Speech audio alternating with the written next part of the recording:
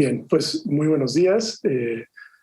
Nos da muchísimo gusto hoy como parte del proyecto Tensiones Superficiales, Estudios Críticos de la Imagen y la Representación, y dentro del seminario que nos convoca este periodo, este semestre, digamos, que se llama Interfase y Mediación, hace una teoría práctica de las superficies. Como saben, hemos estado trabajando sobre algunos aspectos más específicos de lo que ya habíamos desarrollado en semestres anteriores, donde empezamos con una estética y política de las superficies, luego hacia una topología del capital, y ahora en este seminario que hemos estado trabajando más específicamente sobre teoría de medios y teoría de la imagen en relación con esta noción de superficie. Es para nosotros un honor tener hoy a Andrea Soto Calderón. Dejaré la palabra al coordinador de esta sesión y del encuentros y otros seminarios que hemos realizado, que es nuestro compañero Renato Bermúdez Dini, miembro de este proyecto y estudiante del doctorado en filosofía. Muy bienvenido, Renato, y por favor, lleva adelante con la sesión. Gracias, Edwin. Bueno, hola a todas, a todos. Bienvenidos a esta sesión especial del seminario. Me da mucho gusto recibir a Andrea Soto Calderón. Muchas gracias, Andrea, por haber aceptado nuestra invitación. Para nosotros es muy importante, ¿no? Esta sesión para compartir este diálogo contigo, para profundizar en algunos aspectos de tu trabajo específicamente sobre esta reivindicación de las apariencias, digamos, ¿no? Y esos pliegues en las superficies de donde seguro nos invitarás a pensar hoy. Entonces, pues me gustaría presentarte brevemente antes de dejarte el espacio y tratar de conectar algunos de tus, digamos, como de tus reflexiones, de tu trabajo, con estos aspectos más específicos que Edwin ha mencionado ahora en su introducción y que hemos trabajado a lo largo de 3 seminarios hasta ahora en este proyecto. Bueno, Andrea es doctora en filosofía y profesora de estética y teoría del arte en la Universidad Autónoma de Barcelona, que desarrolla su trabajo entre Valparaíso, Barcelona, Lisboa y París. Además de su trabajo docente, también lleva un proyecto de investigación artística sobre el funcionamiento de las imágenes en la Virreina, Centro de la Imagen, en Barcelona. Su línea de investigación se centra en las transformaciones de la experiencia estética en la cultura contemporánea, la crítica, la investigación artística, el estudio de la imagen y los medios, y también la relación entre la estética y política. Entre sus publicaciones más recientes está El trabajo de las imágenes, escrito junto con Jacques Rancière, y por supuesto La performatividad de las imágenes, que es el libro que de alguna manera nos convoca también hoy aquí, ¿no? Y desde donde se desprenden muchas reflexiones que nos interesan, específicamente aquellas que tienen que ver con cómo repensar la relación entre las apariencias y la verdad, ¿no? Y pensar no tanto en su supuesta separación o en su supuesta oposición, sino más bien en esos, como diría Andrea, intervalos, ¿no? que se despliegan allí, que las ponen en relación. Eso ha sido también uno de los temas que nos ha interesado en este proyecto y por supuesto también interrogar ese supuesto exceso de las imágenes, no para anunciarlo, sino más bien para remarcarlo y para pensar más bien en las ausencias de las imágenes. Allí donde no tenemos imágenes, qué tipo de reflexiones se pueden desplegar, ¿no? Y cómo pensar desde allí el asunto y la importancia de las apariencias. Creo que eso va un poco la perspectiva que nos ofrece Andrea con su trabajo de la performatividad de las imágenes y sus poderes flotantes. Y bueno, por eso es que nos da mucho gusto recibirla hoy aquí. Andrea, de nuevo, muchas gracias, bienvenida. Y pues, te dejo la palabra. Tendremos un primer momento donde Andrea nos presentará su trabajo y después abriremos la discusión para todos aquellos que quieran sumarse y conversar. Gracias, Andrea. Adelante. Muchísimas gracias por la invitación. Quisiera agradecer muy especialmente a Renato y a Edwin, así como a todo el equipo de investigación del proyecto Tensiones Superficiales, Estudios Críticos de la Imagen y la Representación, y también a ustedes por esta adaptación de horario, por estar aquí, por la lectura y por esta disponibilidad para pensar juntas problemáticas que son tan urgentes que no quisiera ser dramática, pero creo que en ellas se nos juega un desafío epocal en el que podríamos decir se nos juega literalmente la vida, ¿no? Nunca había sido tan probable la posibilidad de la extinción de la humanidad y creo que en este sentido urge desarrollar modos de ser, de hacer, de imaginar que contravengan los probables, porque los probables ya los conocemos y lo que necesitamos es abrir los posibles.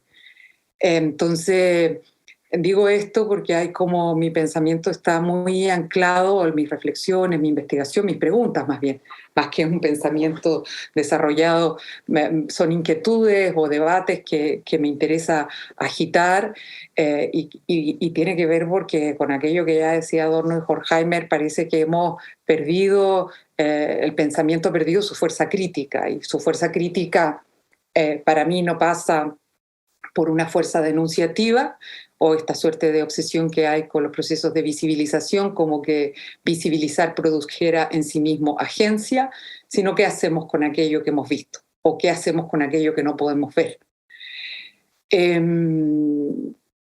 Por tanto, hay una línea que ya anunciaban que ustedes han estado trabajando que me interesa mucho, si podemos discutir un poco más en torno a ella luego, las reflexiones que ustedes han desarrollado, sobre todo de estas capacidades que las imágenes tienen o su cualidad superficial y medial para preguntarnos cómo volver a inscribir esta capacidad de imaginar no solo en las violentas condiciones de precarización y extractivismo del capitalismo globalizado, sino también en las posibilidades y las capacidades que tienen las imágenes para criticar esa realidad, para contestarla y para levantar potencias subversivas, ¿no? O que al menos nos subleven, nos desujeten de los hábitos que han inscrito y de los gestos que han inscrito nuestra vida cotidiana.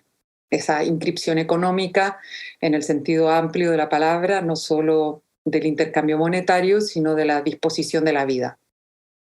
Y por eso es que esta invitación me interesó muchísimo, porque justamente, y quisiera, en la medida de lo posible, me he tomado el tiempo para no excederme más de 35, 40 minutos, que es más o menos el tiempo que me proponían, porque no quisiera ocupar demasiado tiempo yo la palabra, sino solo trazar o abrir algunas líneas de algún territorio común. Pero lo que más me interesa es lo que podamos discutir, ¿no? En el sentido más fecundo del término. Por eso, como ustedes además han tenido la generosidad de leer ya algunos de los desarrollos que hay en la performatividad de las imágenes y en este artículo que titulaba Por una reivindicación de las apariencias, en realidad yo lo que voy a tratar de hacer ahora es sobre todo marcar como un posicionamiento, si se quiere como un contexto de lo que rodea esos problemas para levantar un poco algunas de las preguntas que están ahí, pero si ustedes tienen otros intereses y quieren discutir en torno a otras cosas, todo es bienvenido, digamos, no hay una pauta previa demasiado fija, sino que son como puntos de partida, ciertos anclajes, pero no tenemos por qué fijarnos ahí. Y diría que hay como tres conceptos fuerza o tres articulaciones que para mí no son solo desarrollos conceptuales, sino también de prácticas imagéticas, por llamar así a las prácticas del pensamiento que hacemos con las imágenes, que es el de apariencia, el de dispositivo y el de performatividad. Y en el de apariencia habría algo que me gustaría abordar que no está trabajado en la performatividad de las imágenes, que tiene que ver con la idea de la superficie como superficie de conversión y que con esto se vincularía la noción de pliegue o de despliegues de las imágenes, ¿no? Sobre todo justamente tratando de pensar marcos discursivos, por decirlo así, en torno a esta torsión de ese sentido común que, a pesar, como decía Derrida en su conferencia El Envío, a pesar de los múltiples desplazamientos epistémicos, ontológicos y estéticos que han acontecido desde el siglo XX en adelante, nuestro pensamiento sigue siendo profundamente representativo, ¿no? Y sigue ejerciendo y efectuando estas dicotomías entre lo real y lo aparente, lo verdadero y lo falso, lo bueno, lo malo, ¿no? Y pareciera que incluso se ha fortalecido, podríamos decir, bueno, la verdad ha perdido fuerza con esta categoría de posverdad, pero parece haberse fortalecido esa reducción, ¿no? A afirmar en unos términos, parece que la mayor parte de nuestra vida se pudiera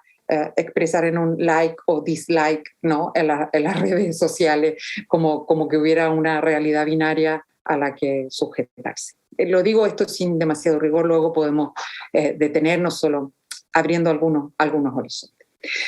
Y hay una primera cuestión que yo quería marcar que tiene que ver con algo que a mí me preocupa y que es muy presente en la mayoría de los discursos de los pensadores y pensadoras contemporáneos, pero también de los discursos políticos y de la vida cotidiana, que es aquella declarada sentencia de la obturación del futuro, ¿no? Esa idea de la pérdida de confianza en el futuro me parece que es uno de los síntomas más característicos de nuestra época.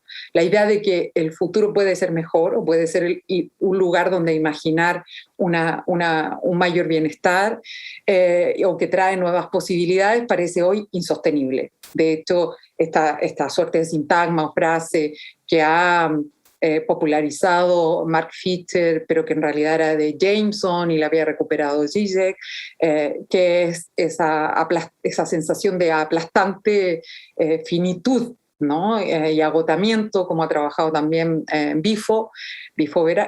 Franco Bifo Berardi, o esta idea de cancelación del futuro, pero en este sintagma que creo que incluso se ha transformado en un meme de que es más fácil imaginar el fin del mundo que el fin del capitalismo.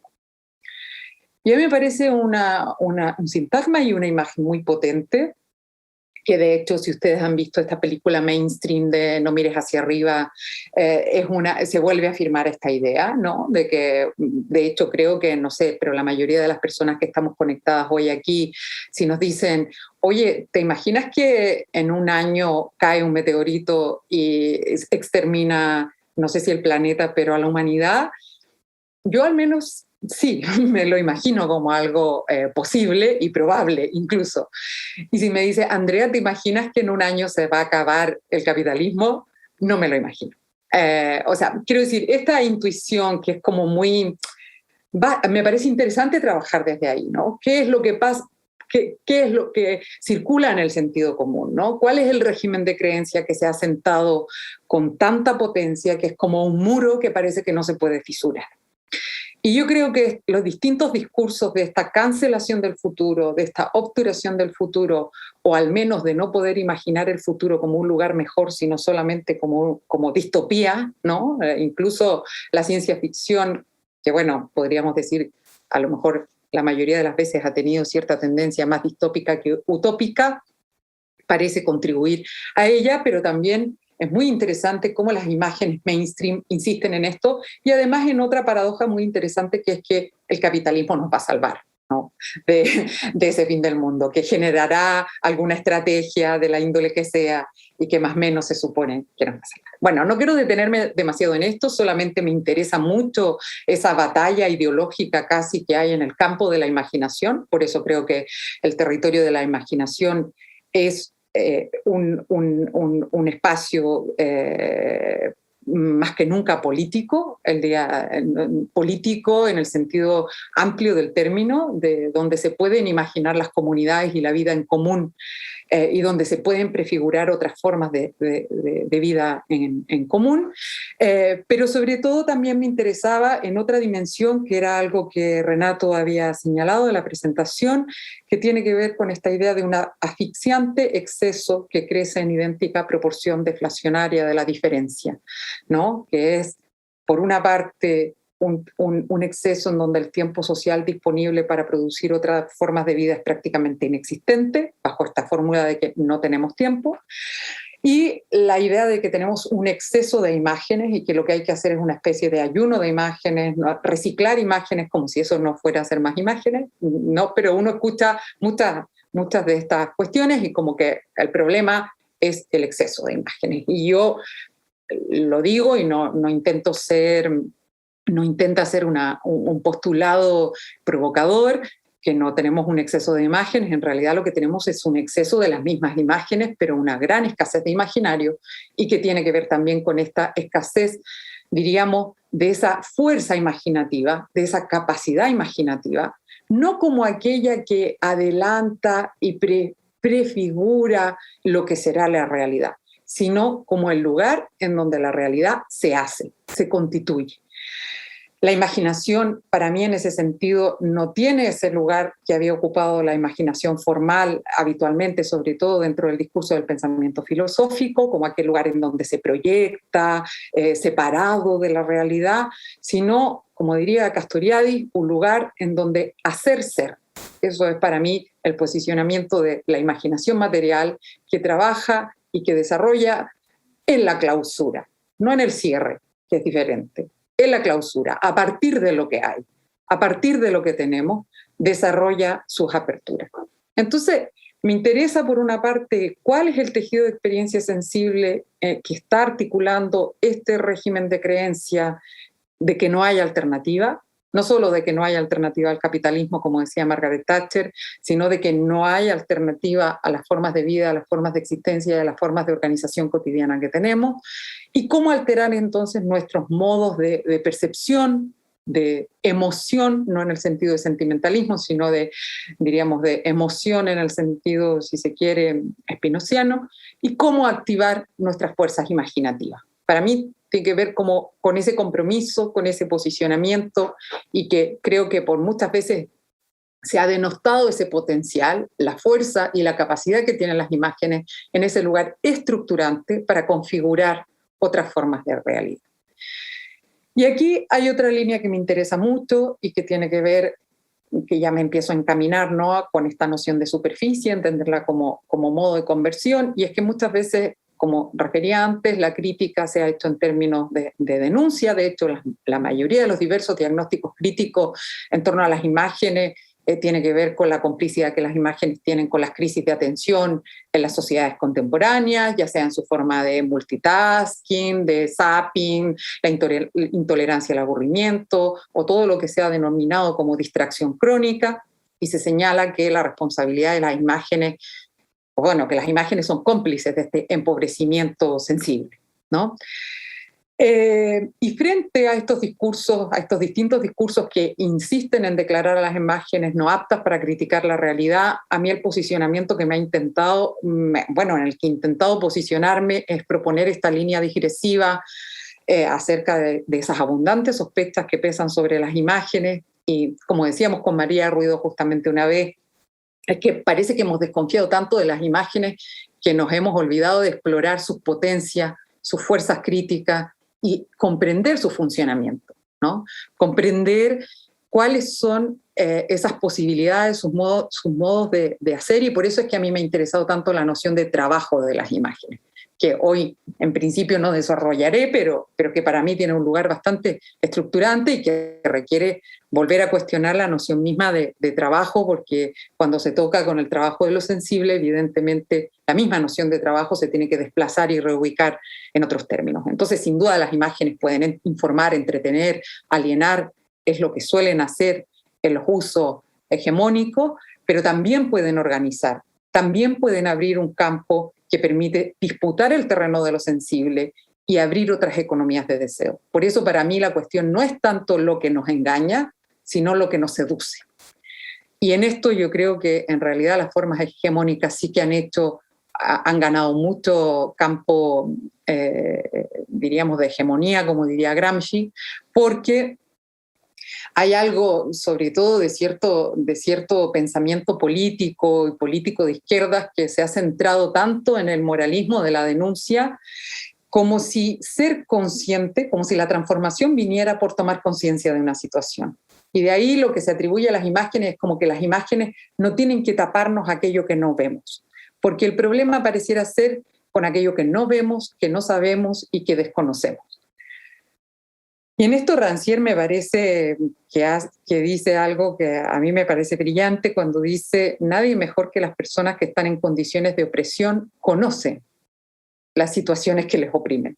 El problema no es de conocimiento, o a veces uno puede tener problemas de conocimiento, sí, por supuesto, pero como mínimo no es solo de desconocimiento o de conocimiento, sino de tener las condiciones materiales, las condiciones ideológicas, las condiciones fantasmagóricas, si se quiere, ¿no?, que es como ese lugar que las imágenes han ocupado siempre en las transformaciones de los imaginarios, para poder cambiar para poder transformar esas situaciones. Por eso es que me parecía tan urgente preguntarnos por nuestras posibilidades para imaginar esas realidades sin imágenes o contestar, ¿no? Por eso también la noción de contravisión me interesa. ¿Cómo contestar con imágenes esas imágenes dominantes? Por supuesto que las prácticas imagéticas de la industria cultural se basan en una lógica, que es buscar imágenes que con un mínimo esfuerzo produzcan un máximo efecto, porque son las imágenes que mejor circulan. Y de ahí también es preocupante nuestra pérdida de participación en esa producción de símbolos, ya sean culturales, intelectuales o todo este desmoronamiento, ¿no? Que genera una desorientación, no solo en términos colectivos, sino también individuales. Si Kant se preguntaba cómo orientarse en el pensamiento, hoy día la pregunta, como dice George de Uberman, es sin duda cómo orientarnos en las imágenes.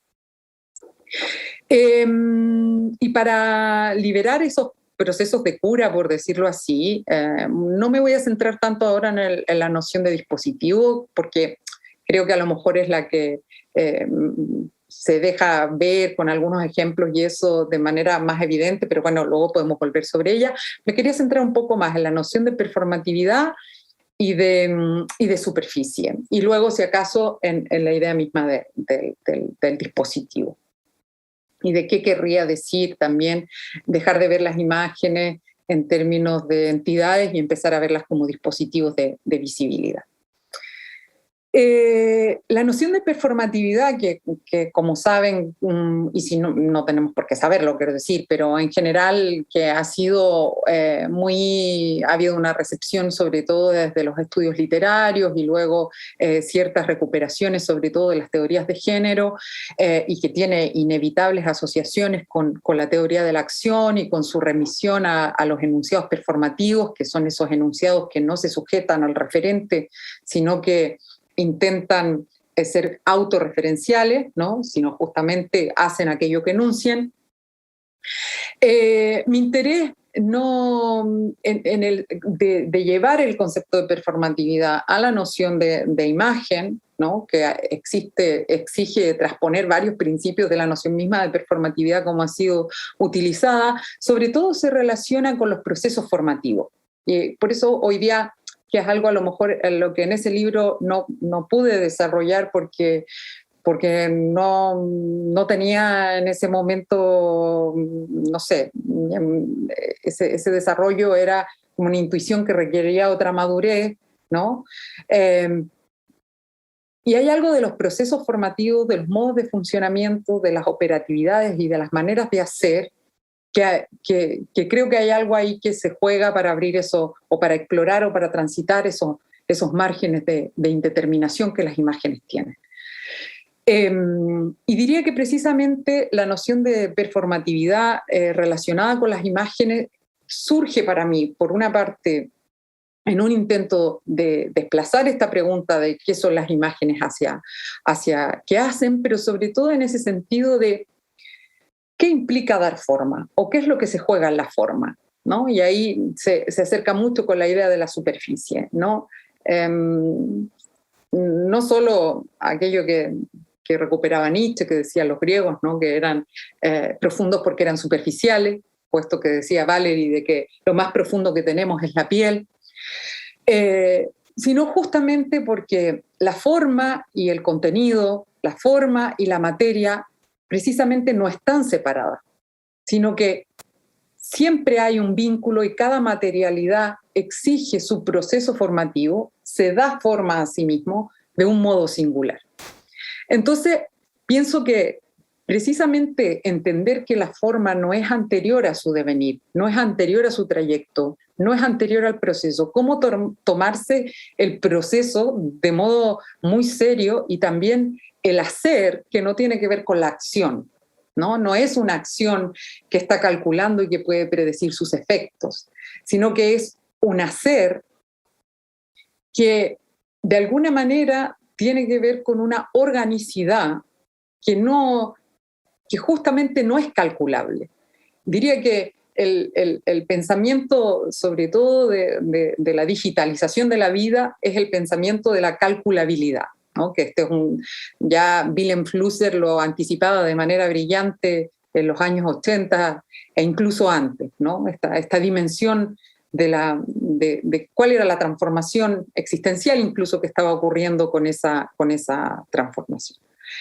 Pero hay algo ahí que tiene que ver con esa fuerza de lo imaginal, con esa capacidad de configuración, que por eso hablo de imaginal para diferenciarlo de lo imaginario en términos de cómo lo trabajaba Sartre o como lo opuesto de lo real, pero imaginal en el sentido de no como aquello que se opone a lo real, mucho menos con la idea de que la imagen tenga que visibilizar una realidad que preexiste o ser reflejo de lo real, sino que si lo que queremos es una crítica que no se quede en la denuncia y que pueda invertir su energía en una nueva pasión creativa y organizar este encuentro, ¿no? entre lo real y lo posible, diríamos, es muy importante para mí comprender esa energía performante o el valor operatorio y eficacia real de las imágenes y los imaginarios.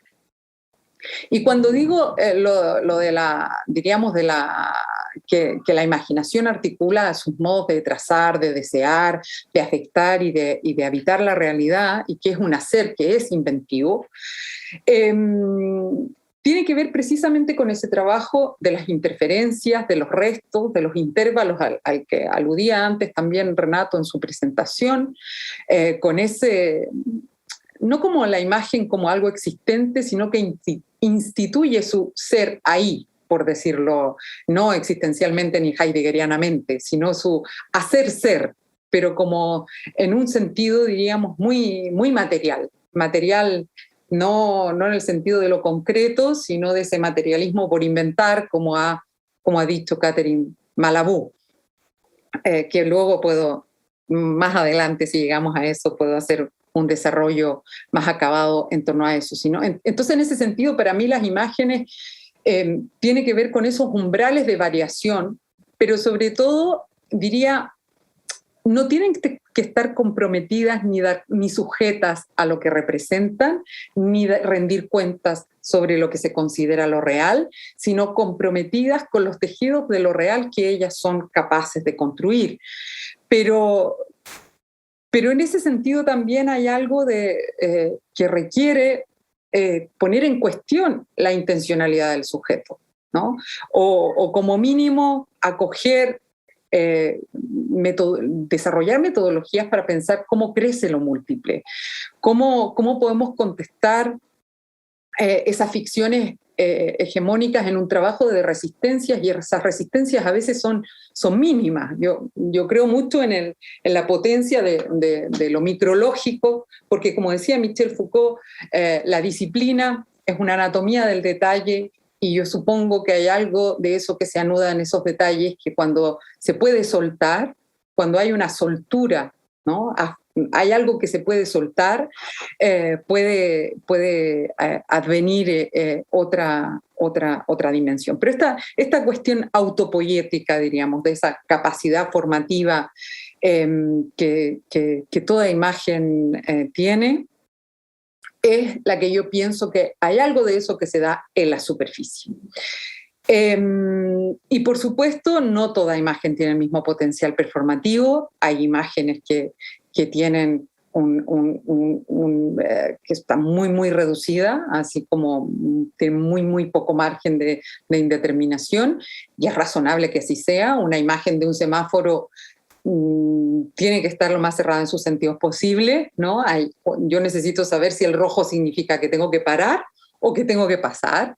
Ahí yo creo que la representación nos sigue concerniendo, que es necesario hacer imágenes representativas, pero que no todas nuestras imágenes pueden estar articuladas en la lógica de la representación. Y en ese sentido, también considero que hay algo, diríamos, de esta fuerza orientadora que pueden tener en las colectividades, las imágenes, que necesita poner en cuestión varios de los conceptos desde donde han sido analizados. Y aquí yo creo que el pensamiento amerindio o otras epistemologías, así hoy actualmente nombradas como epistemologías del sur, como el pensamiento de Ticio Escobar, de Silvia Rivera Cusicanqui, que han objetado que desde otras culturas la imagen se haya sido subsumida alguna vez al significante, incluso la idea misma de metáfora no tiene que ver con un desplazamiento de significado necesariamente, sino que se ajusta no a la prepotencia de la palabra, sino que incluso la palabra funciona más bien en el registro como funciona el canto, como funciona la danza, y en ese sentido la imagen es más un brotar, ¿no? Sería cómo articular espacios y metodologías en donde puedan brotar otro tipo de imágenes, se puedan tejer otras superficies y no esta tiranía de la transparencia, de la falsa transparencia, ¿no? De los medios, que tienen una extrema opacidad, podríamos decirlo, que hoy con Brecht, ¿no? La oscuridad de nuestra época es su exceso de luz. Entonces, ¿cómo poder tratar de recuperar esos procesos formativos que son justamente las que las imágenes producidas por la industria cultural intentan borrar? ¿Cómo hacer crecer esos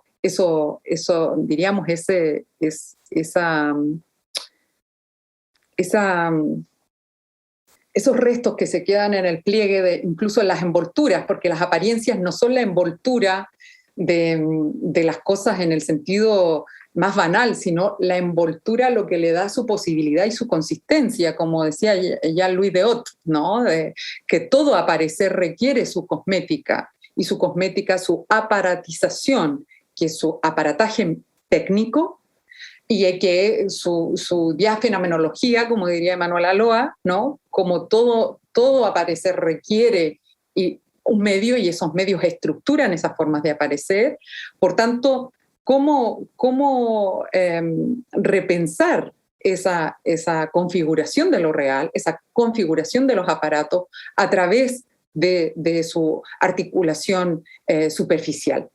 Pero incluso superficial en estos medios de adaptación, o el concepto de inervación aquí de Benjamin es muy productivo, que nos hacen adaptarnos a los aparatos. No sé ustedes, pero en los momentos más crudos de la pandemia, que aún no hemos acabado de pasar, no hemos dejado atrás, por mucho que se insista en estos tiempos tan dramáticos de necrocapitalismo, como dice el politólogo Raimundo Viejo, en donde parece que todo lo que conduce a la muerte fuera la nueva fase de desarrollo del liberalismo actual. ¿Cómo de alguna manera poder anidar en esos pliegues de esas envolturas, en el sentido ahora ya no,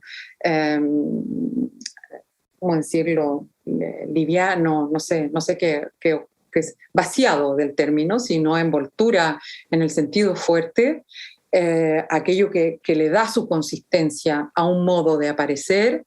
¿Cómo poder entonces anidar en los pliegues sus restos y sus zonas larvarias, ¿no? ¿Cómo poder hacer que crezcan estas formaciones superficiales a las que generamos adherencia?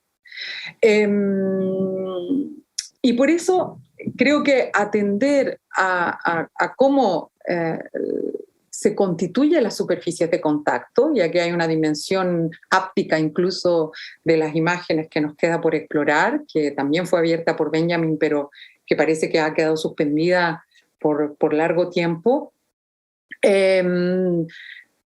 Diría,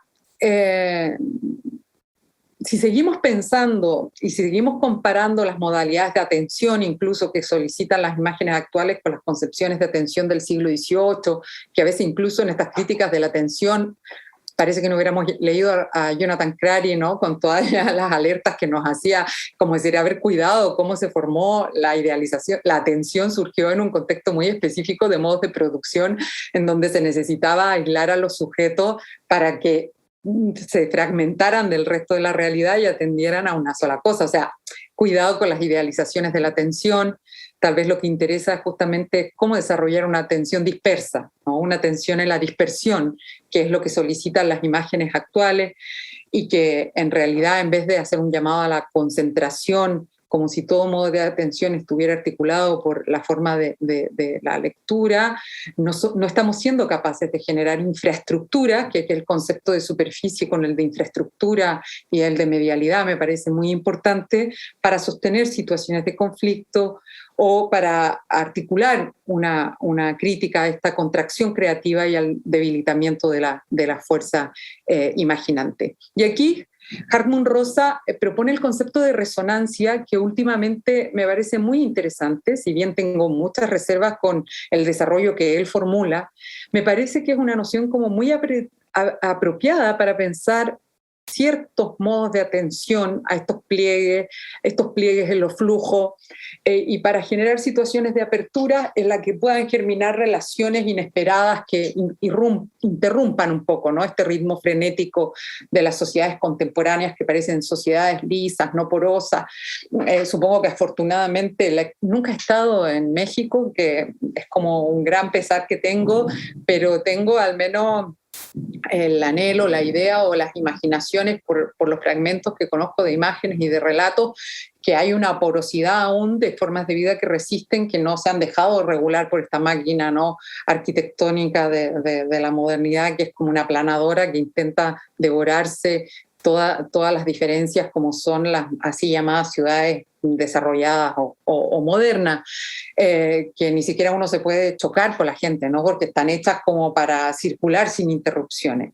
Y hay algo de eso de las imágenes, ¿no?, de esas circulaciones, que Reggio trabajaba también en esa idea de cómo generar circuitos en donde esas circulaciones sean más rápidas y no tropiecen. Entonces, a mí me hace creer que hay algo de la superficie de estas imágenes que requieren como una porosidad, diríamos, o crear sus modos de interrupción para tejer relaciones receptivas que acojan al otro en su forma, ¿no?, y poder ser transformado en esa afección.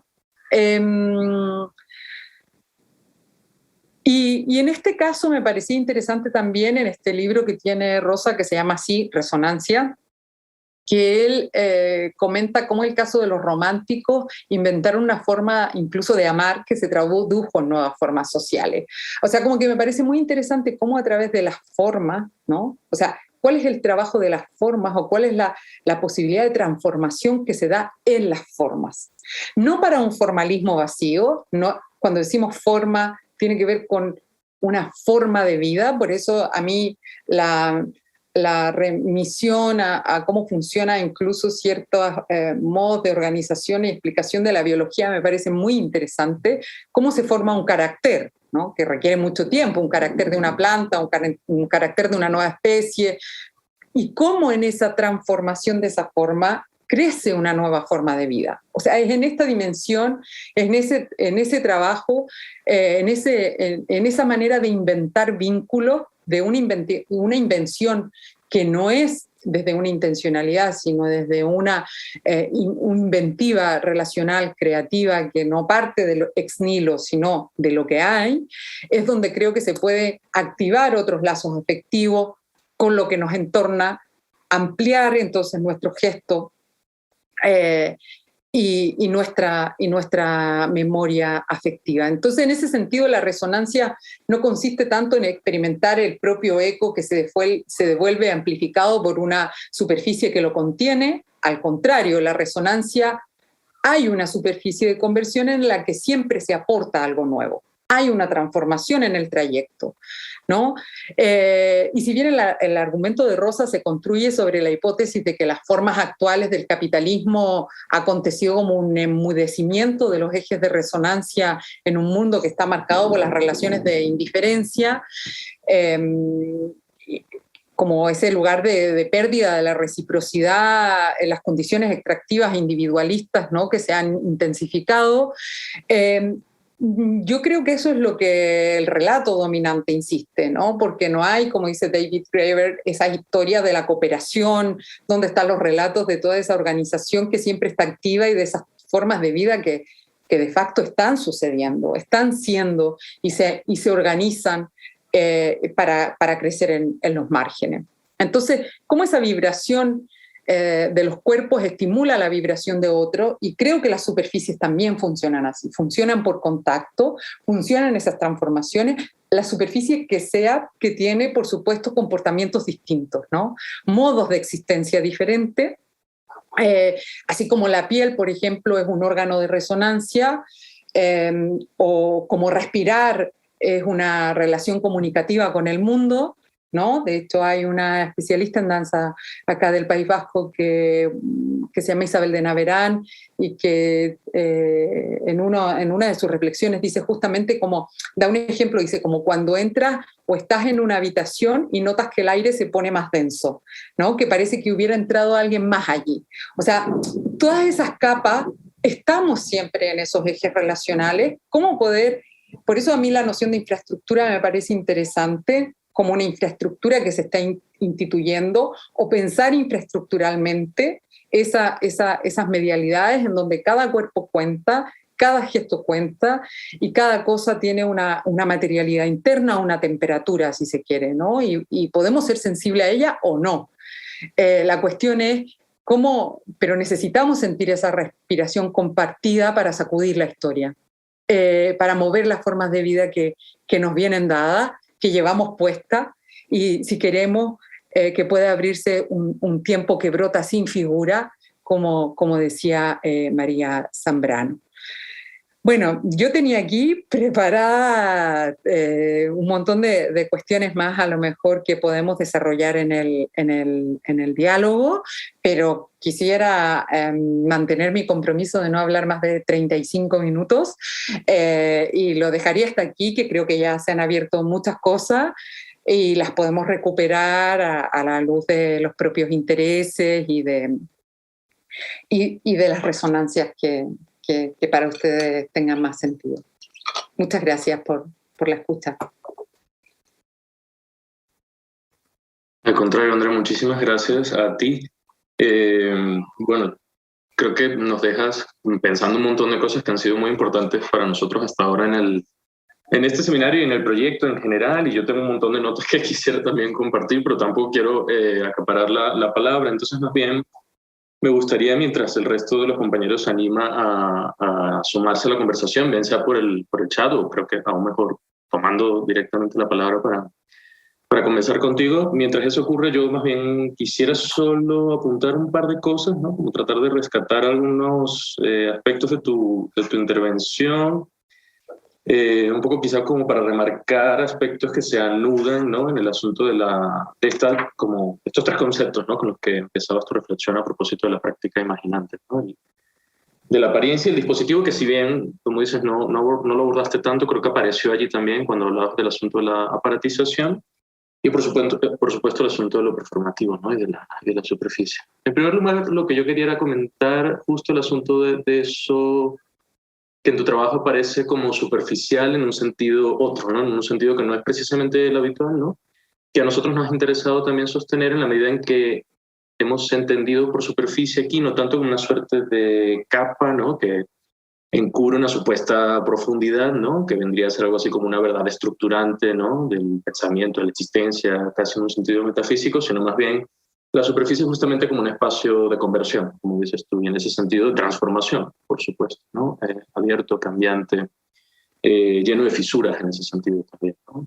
Esto era un primer aspecto que me interesaba rescatar, en la medida en la que precisamente lo que ocurre en tu trabajo es que la superficie es aquello que sostiene lo que aparece, y en ese sentido todo lo que aparece es necesariamente siempre una parte constitutiva de la realidad, ¿no? Apariencia y verdad, apariencia y realidad se tocan, se trastocan, ¿no? Y se instituyen mutuamente, ¿no? Y eso me parece algo que habría que rescatar aquí, sobre lo que seguro el resto de mis compañeros también tendrían muchas cosas que decir, ¿no? Porque, y tú lo mencionabas justo ahora al final, ¿no? Con tu reflexión sobre México, el asunto con esas superficies entendidas de ese modo tendría que ver con que no cierran un sentido, ¿no? Y no son una suerte de película, ¿no? Que cubre algo, sino que más bien es una suerte de espacio y de grieta porosa, ¿no? Que permite reinscribir esas potencias diferenciales de las imágenes, ¿no? Que nos interesan aquí rescatar, como decías tú, para cómo hacerlas imaginantes, ¿no? Cómo activar lo que tú llamas una energía imaginante, ¿no? Eso era solo un comentario que me parece importante digamos, como mencionar aquí para contextualizar un poco el por qué nos parece tan importante tu trabajo, ¿no? Para nuestra investigación. Y lo otro es más bien una pregunta que dejo, o sea, allí al aire, son como cosas que estuve pensando ahora que te escuchaba, que igual alguien más también podría abordar, que tendría que ver con lo que en tu trabajo y específicamente en este libro, ¿no? De la performatividad de las imágenes llamas el régimen intersticial, ¿no? En contraposición al régimen representacional, ¿no? Es decir, la manera en la que las imágenes que te interesa pensar, trabajar con ellas, son aquellas que se desajustan a la lógica de la representación, ¿no? A la lógica de lo idéntico, a la lógica, digamos, como de la adaptación, ¿no? Entonces mi pregunta tendría que ver con cómo podemos precisamente producir imágenes, ¿no? Si el asunto es justamente no denunciar su exceso, sino más bien insistir en producirlas, solo que producir imágenes otras, ¿no? Imágenes quizá que todavía no existen, imágenes probables, me parece que las llamas tú, ¿no? Quizá imágenes, no sería casi inimaginables también.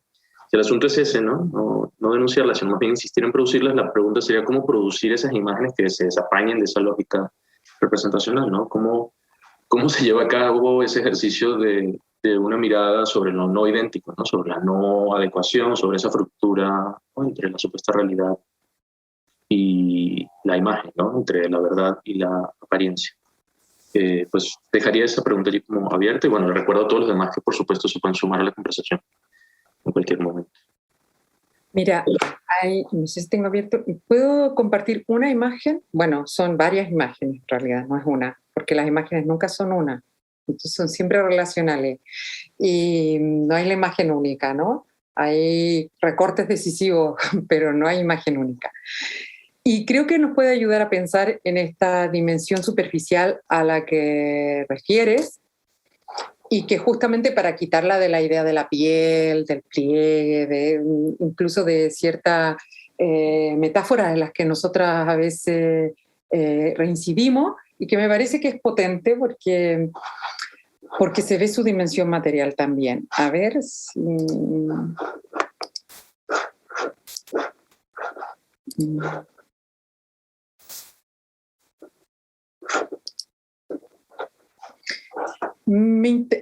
No sé si para ustedes aparece tapada la imagen al costado o no, pero me interesa mucho esta imagen por una parte. La imagen que ven como de recorte del tabló en donde se representan los comienzos hay ahí de intercambio de moneda, estos están contando moneda. Bueno, yo no puedo ver toda la imagen porque tengo aquí un cuadrante, ahora lo muevo, ¿no? Y del signo peso, que está ahí al lado, y me parece como una manera de entender qué es lo que se juega en la superficie, ¿no? Por una parte tenemos estos dígitos, ¿no? Cayendo, que podrían ser los dígitos de la bolsa, que la bolsa es el funcionamiento de la bolsa es una gran comprensión del método de la ficción y de cómo se hace realidad con la misma idea de lo especulativo, ¿no? De a partir de ahí generar, alguien podrá decir una ilusión, no, generar un modo de realidad a partir de la capacidad de hacer ver algo, ¿no? Y también hablaba de la extrema opacidad. ¿Qué pasa con estas superficies digitales, ¿no? Con la misma imagen que estamos teniendo a nosotras ahora, que creo que la mayoría, la pandemia ha venido a visibilizar las nuevas camadas de invisibilizar. No todos tenemos derecho a ocupar la misma imagen, eso ha sido siempre, pero además no todos tenemos derecho a aparecer directamente. Hay muchos que no han tenido ni la posibilidad de aparecer y no todos podemos aparecer de la misma manera, en HD, ¿no? Hay toda una tecnología para hacer creer una simultaneidad que no existe y además como de la imagen nítida, ¿no? ¿Cuál es esa opacidad que se juega en esas superficies de esta imagen que debieran tener ustedes a la izquierda de su pantalla? Que caen y de alguna manera que hay una creciente, no desmaterialización, como decía Lyotard, transformación de la materia. Esta imagen es extremadamente material. Para que estos bytes y todos estos números funcionen, hay cableados que van por abajo del mar, hay un extractivismo feroz, ahora se está haciendo expediciones al espacio para poder ver si se consiguen más minerales para estas tecnologías, hay unos aparatos, unos servidores que se están, bueno, no sé, enfriando en no sé qué lugar del Ártico y que nos hacen ver que no vemos, ¿no? O que incluso todavía en ciudades como las nuestras, latinoamericanas, nosotros vemos la red reticular, una parte, porque el cableado va por arriba, porque los cables aparecen, pero en esta mayoría de sociedades, aquí yo salgo a la calle y parece que no hubiera cable, ¿no? Estoy en Barcelona ahora y en la mayoría de las ciudades todas esas superficies, ¿no?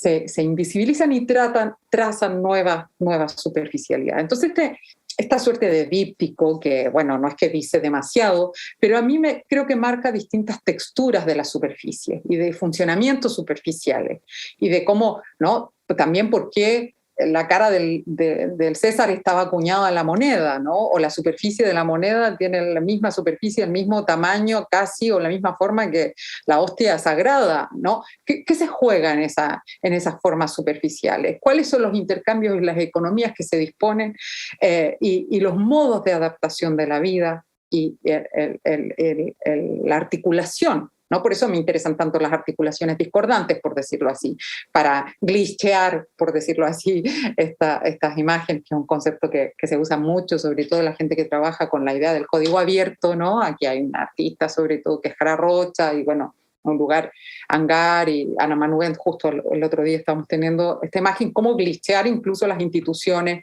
o cómo que se vea un poco esos errores, no para visibilizar, sino para trabajar con ellos.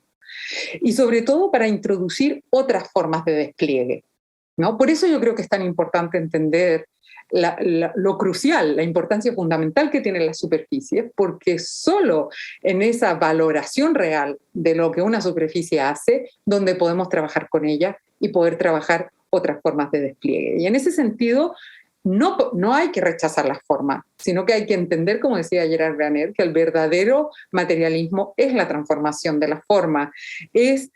No se trata de rechazar las formas, sino de forzar a la forma, por decir así, a que constituya sus propios modos de desempeño. Entonces, bueno, paro la imagen porque no tenía más que creo que he dejado de compartir, ¿no? Bueno, había ahí otra deriva que se podía seguir, pero me parecía interesante poder pensar al menos esa tensión que está apareciendo allí. Y luego, si quieres, acogemos otras preguntas y luego vuelvo sobre esta última que planteaba. Me parece que Abraham, de hecho, tenía ya una pregunta en el chat. Abraham, no sé si quieras abrir tu micrófono y plantearla directamente. Que justo creo que tiene que ver con este asunto del extractivismo, ¿no? Hola, Abraham. ¿Sí me escuchas? Sí. Hola, Andrea. Muy interesante lo que nos planteas. Mi cuestionamiento, mi reflexión iba un poco sobre lo que estoy diciendo sobre la imagen o sea, la visualización es una manera crítica de hacer evidente los problemas. A mí me pasa que como diseñador y como creador de publicidad, o sea, estás trabajando todo el tiempo en crear esas imágenes que como dices, la función de la imagen es ser sintética, por ejemplo, como la del semáforo, que tiene que ser muy puntual, pero la diferencia está, creo, en que las imágenes que el capitalismo usa para pues, controlarlos y ser extractivos es la exhibición y despertar la codicia.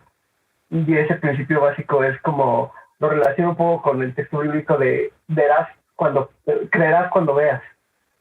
Entonces, pasa que es este doble juego donde creemos las posibilidades que nos plantea el capitalismo porque las vemos en estas imágenes, pero a la vez es la misma trampa o la puerta de la trampa donde quedamos encerrados y pasa un poco como la cabeza de Platón, ¿no?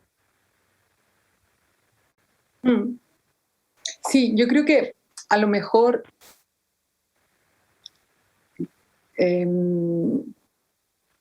tiene que ver... sí, no sé si había apagado mi micro y estaba hablando para mí misma.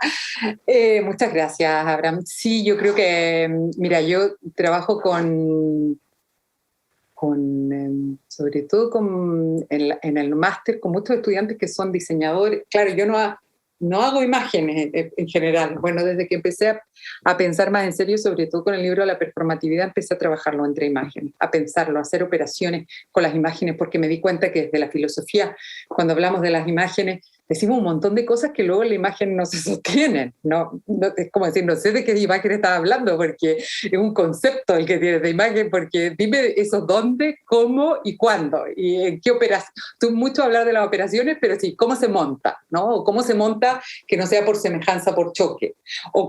Y entonces empecé ahí a aprender de la gente que hace imágenes, a estar muy cerca, a irme a los talleres, a seguirle, a irme 3 o 4 días con artistas. ¿Cómo hacen las imágenes? ¿Cuáles son tus operaciones? Así como mi suerte de obsesión es con las operaciones, porque yo creo que justamente pensar esta soltura o estas condiciones o otras condiciones de acogida o desprender de esos modos de sí para abrir posibilidades futuras o estos otros despliegues, pasa por articular otras maneras de hacer, ¿no? Y deshabituar nuestros gestos. Yo creo que hay algo ahí primero que pasa por el gesto. No me parece que sea casual que muchos artistas, no solo performance, ¿no?, hayan tenido que empezar a hacer cosas que forzara a su cuerpo a deshabituarlo. Yo lo he empezado a hacer también para escribir en torno a imágenes. A veces duermo con una imagen pegada, o escribo caminando, o he empezado a hacer experimentaciones con gente de danza. Hay algo ahí que yo creo que, y me doy cuenta sobre todo por los amigos y amigas que trabajan en televisión muchas veces, de cómo se construyen las imágenes del mainstream, por decirlo así. Y claro, son imágenes que seducen.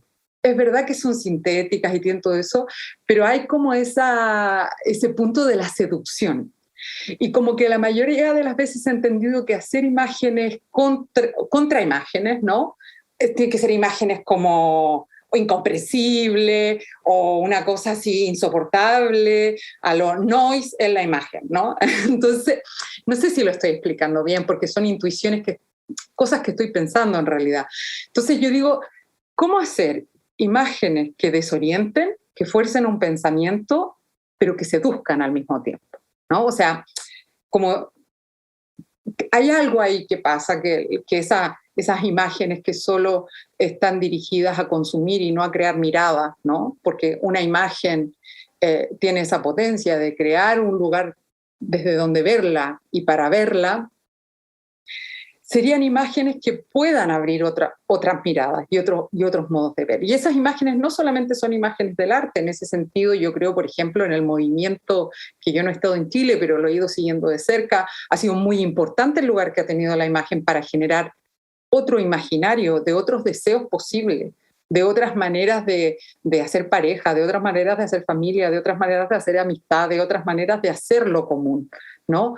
Las imágenes han sido fundamental, la toma de la imagen, pero una imagen, no tanto la imagen como típica a lo mejor del documental o de la imagen política de a lo mejor de los 70 o de los 80 o de los 90 o de los 2000, sino como unas imágenes que abran otro deseo.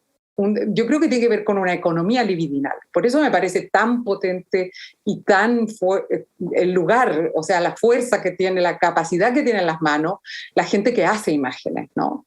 Porque yo no sé hacerla. Cada vez ya voy ahí, bueno, ya empiezo a hacer mis pequeños montajes y mis cositas, ¿no? Y luego me doy cuenta de eso, ¿no? No es casual, como dice Marie-José Monzón, la precariedad en la que trabajan las personas que hacen imágenes contrahegemónicas porque las imágenes requieren mucho tiempo. Entonces, por contraposición, el dinero y los presupuestos, no sé cuántos millones de euros, un presupuesto de una película mainstream, por ejemplo. Entonces, yo creo que hay algo ahí y que uno ve como ciertos imaginarios que hacen otras formas de vida, que otras formas de vida sean deseables, no tiene tanto que ver como con una forma ni con un método, sino que casi que cada situación ha de formar su método y su metodología, ¿no? Por eso también es desafiante y es problemático.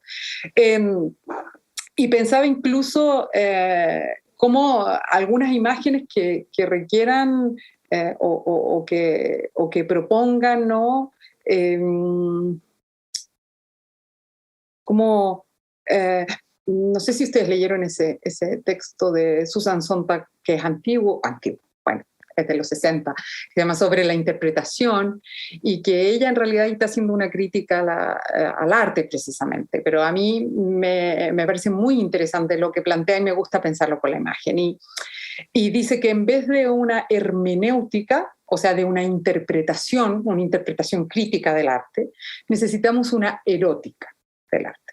Y entonces yo lo leí hace mucho tiempo y luego y de pronto me volvió a interpelar. Un día yo dije, ¿qué querría decir que se necesita una erótica? ¿No? Y volviendo a leer a Platón, bueno, como con otras derivas, dije, ostras, en realidad necesitamos una erótica de la imagen, porque todas estas remisiones a hay que leer las imágenes, hay que decodificar las imágenes, hay que aprender a mirar imágenes, como no todos estos moralismos de la escuela, de la mirada, cuando formar indisciplinas no tiene que ver con decir cómo mirar ni qué ver, ¿no? Como que parece que el problema lo tenemos en que no sabemos ver ni qué ver en una imagen, sino que una erótica no asume lo existente como algo que está ahí disponible para interpretar, sino que eros es justamente el movimiento, es el empuje hacia la forma, es ese empuje hacia darse forma. Entonces, yo creo más bien tiene que ver con una disponibilidad, y es así como cuando tú estás trabajando, estás ampliando tus gestos. Yo creo que ahora estoy ahí como en una propuesta de pensar en cómo ampliar el campo de la imaginación. Hay fases genéticas de los procesos de las imágenes. Una de ellas es la amplificación del gesto. Siempre el gesto nos ha ayudado a imaginar, ¿no? Incluso desde cuando extendemos la mano para llegar a algo, es como hay algo ahí de una amplificación que se abre en el gesto. Entonces, nuestros gestos se han estandarizado, incluso no solo nuestro imaginario o esta captura onírica de la que mismo Fischer habla, sino que nuestros mismos gestos casi se han estereotipado porque no es que veamos todos lo mismo, pero hay hay como unas hegemonías visuales de modelos, etcétera, etcétera. Entonces, ¿cómo ese empuje, que nunca es del todo cumplido, contraviene, ¿no? De alguna manera esta idea de la interpretación para abrirse a ese empuje a darse forma? Entonces yo creo que tendría que ver no tanto con qué tipo de imagen tengo que hacer, sino cómo tengo que trabajar mi imaginación para que de ahí salgan estas imágenes inesperadas, imprevistas, en el sentido de lo que nunca fue visto, y que activen deseos o energías libidinales que han sido bloqueadas por ciertas formas del capitalismo que además han roto esos vínculos con lo incalculable.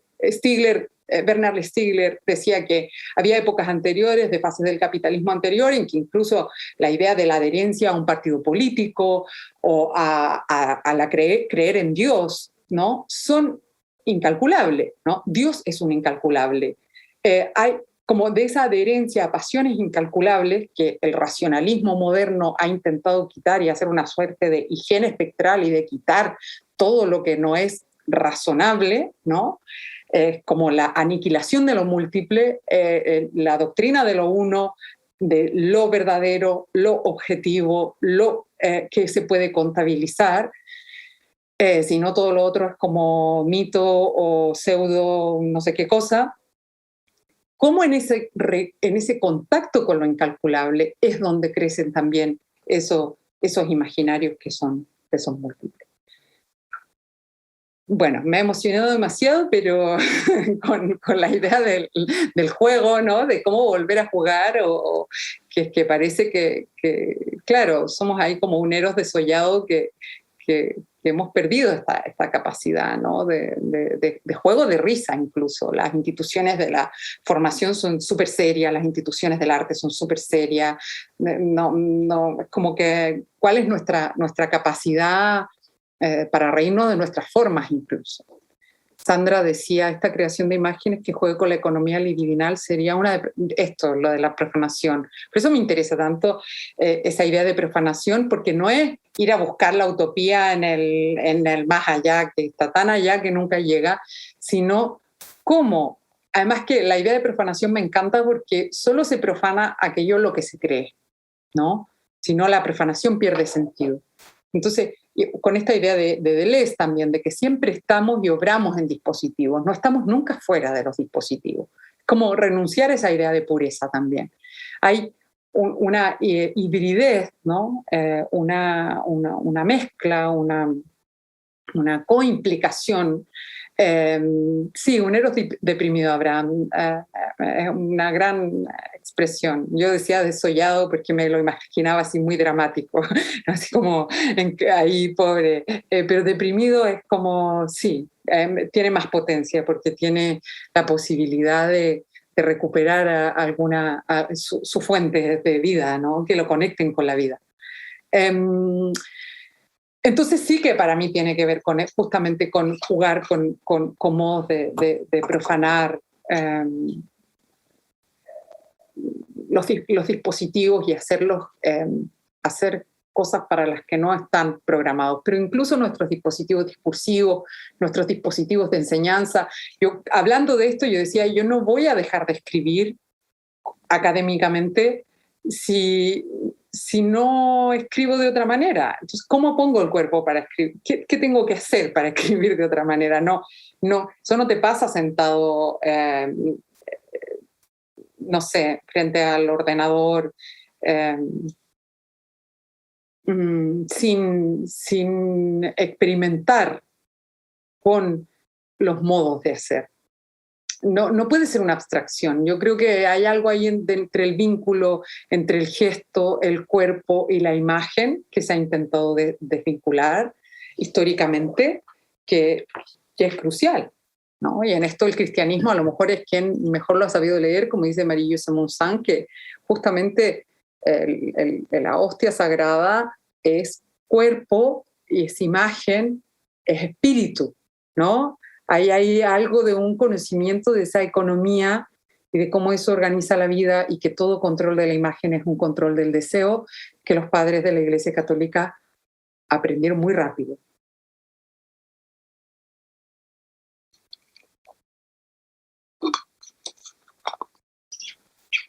No sé, Sandra, si quieras agregar algo a este comentario o pregunta que hacías, sino también por allí Edwin, que como es nuestro anfitrión, no puede levantar la manita digital, pero ya me hizo saber que quiere intervenir también, pero no sé, Sandra, si tú quieres agregar algo más o le damos rápido. No, realmente como me estaba gustando mucho lo que estaba planteando Andrea, quería como saber si lo estaba diciendo exactamente en ese sentido de la profanación, dado que mencionabas esta idea del juego, ¿no? Un juego que se da al interior, no en un afuera, ¿no? Y bueno, solo eso. Sí, hay el sentido del juego que, bueno, ha sido muy importante para el romanticismo dentro de la filosofía, pero yo creo que sí, bueno, Benjamin ha vuelto a trabajar de modo maravilloso, pero también en un texto que se llama Notas sobre el juego, creo que no, tiene un nombre más largo, yo creo, pero que ahora sí digo de mala memoria, y Flusser también, que para mí ha sido un referente muy importante, también tiene ese desarrollo, y por eso Foncuberta a él le parecía que era había dos fotógrafos según él en ese momento, dos fotógrafos que estaban fotografiando lo que no existe, ¿no? Y uno era Andreas Müller-Poe y otro era Joan Foncuberta. Y Foncuberta lo que hace es jugar todo el tiempo, ¿no? Jugar con la superficie, jugar con nuestras creencias, jugar con nuestras adherencias, y tiene como un compromiso precisamente con los intersticios, ¿no? A los que aludías antes, con todo eso que se puede formar en el entre, pero como un entre denso, no como ese lugar entre esto y esto, sino como esa densidad como se está entre las olas, ¿no? Que nosotros en castellano creo que tenemos solo una manera de decir entre, y eso hay otras lenguas que sí que es verdad que juegan con otros modos de describir el entre, y no sería como el entre lo que media como intermediario, sino el entre, que es el que articula el que hace posible toda relación, ¿no? Ya no lo que se relaciona como un elemento ya constituido, sino como individual, antes de que se individualice en una unidad y se configure como algo diferente.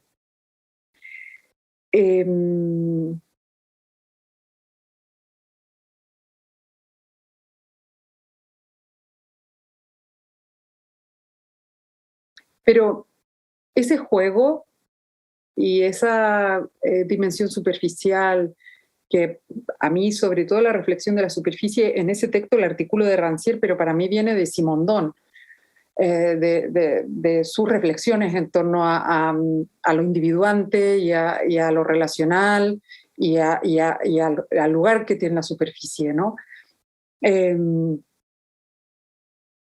Pasa también, últimamente he estado pensando mucho en, leyendo a Castoriadis con su idea de la imaginación instituyente,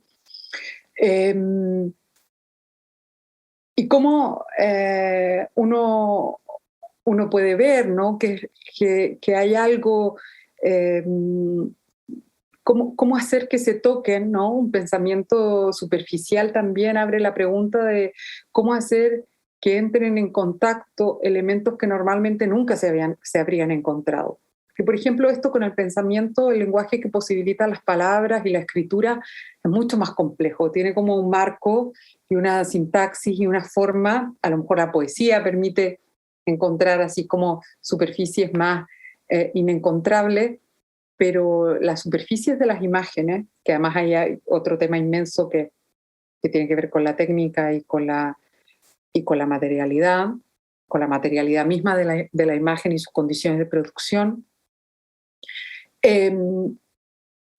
Diría yo que hacen posible una, ¿cómo decirlo? Una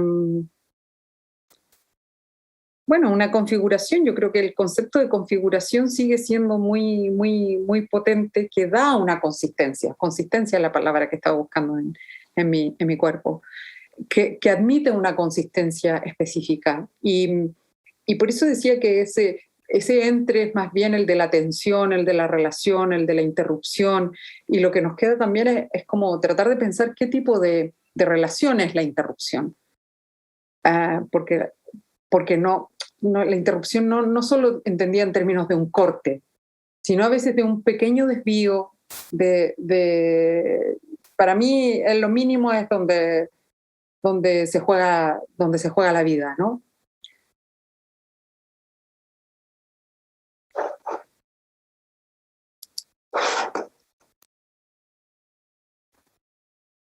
Edwin, no sé si quieras tomar la palabra con la idea que tenías por ahí pendiente. Sí, aprovechando que hay un poquito de silencio. Andrea, de verdad, muchísimas gracias por esta presentación y por este diálogo. Creo que es muy estimulante ver puntos de encuentro, pero también divergencias y variantes y diferencias. Siempre es riquísimo escuchar preguntas que a veces compartimos, pero que cada quien se hace desde lugares muy distintos. Quizás en el comentario que hacías me resonó muchísimo y no es esa mi pregunta, pero no más quería decirlo, un tema que hablabas de la vibración, ¿no? Y cómo, por supuesto que en las superficies está la vibración de los cuerpos, lo que resuena son precisamente las superficies. Y hay un texto de Sueli Rolnik que creo que ayuda mucho a pensar justamente sobre la vibración de los cuerpos. Y también pensaba en lo que hemos dicho aquí muchas veces, que también es en las superficies donde se produce la resistencia, ¿no? Donde hay resistencia, donde hay fricción, solamente puede ser entre superficies. Entre muchas otras, ¿no?, analogías que podríamos ir pensando sobre la idea de superficie. Pero bueno, quizá estas dos como para empezar a discutir. Pero más bien mi pregunta iba quizá por otro lado, que es algo que mencionas en tu texto y que ahora lo dijiste muy, muy rápido, pero que me gustaría ver si pudiéramos ahondar un poquito más. Sé que había una charla por ahí en Granada sobre la ficción, sobre el método de la ficción, pero no logré encontrar nada. Y justamente esta idea del método de la ficción y cuál es su relación con la superficie. Me parece fascinante porque en general la superficie suele pensarse desde el lugar del simulacro, Que no es que la ficción y el simulacro sean dos aparatos distintos, para nada. Si lo pensamos delusionalmente, en realidad casi estamos hablando de lo mismo. Pero es cierto que Rancière plantea una noción de ficción que es muy interesante, ¿no? Se ha citado muchas veces esta apelación que hace en su texto sobre Chris Marker, ¿no? De todo cine ficción, pero luego tiene este otro libro sobre la ficción y la literatura. Pero esta ficción que tú estás pensando, una ficción mucho más performativa o de performatividad de las imágenes, me parece que trasciende la noción de Rancière de manera muy interesante. No sé si es Fontcuber, ahora que lo mencionabas, no sé si es ese modo de conectar a veces me imagino la definición de ficción como una telefonista que conectó mal los cables, ¿no? y que creó una pequeña ficción solamente porque se equivocó y puso en conversación a dos que no tenían que estar conversando, ¿no? Hola, sí, hija, mamá, no, espera, no sé, como una pequeña imaginación de la ficción.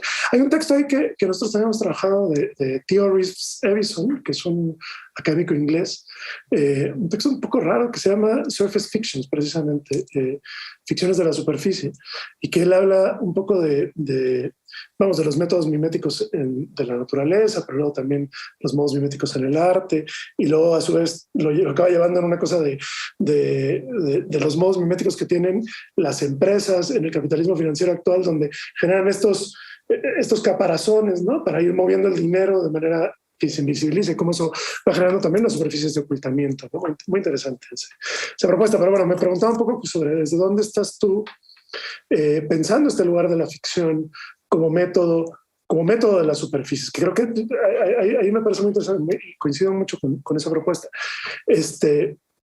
Y también, no sé si también de pasada tiene que ver con la risa, o si la risa más bien tenía que ver con la vibración. Hay presente una relación de reír con vibrar, ¿no? Reírnos juntos. Hay una pieza fantástica de Larrigot, que seguramente conoces, que se llama Laughing Hall, que precisamente es una pieza donde a través de una serie de letreros, ¿no? Tomados de la prensa, ¿no? 3 o 4 personas, creo que son 3, entran a un espacio con estos letreros en cartón gigantes, ¿no? Van tomando pedacitos de frases que aparecen en la prensa y se empiezan a reír durante 4 o 6 horas, no me acuerdo. Y bueno, claro, eso genera una cosa extrañísima, un estado muy extraño de pensar también la superficie de la risa, ¿no? Ahí como otra de las posibilidades. Pero bueno, no sé, quizás la pregunta está centrada en la ficción, pero bueno, tenía estas otras aristas que no quería dejar de decir.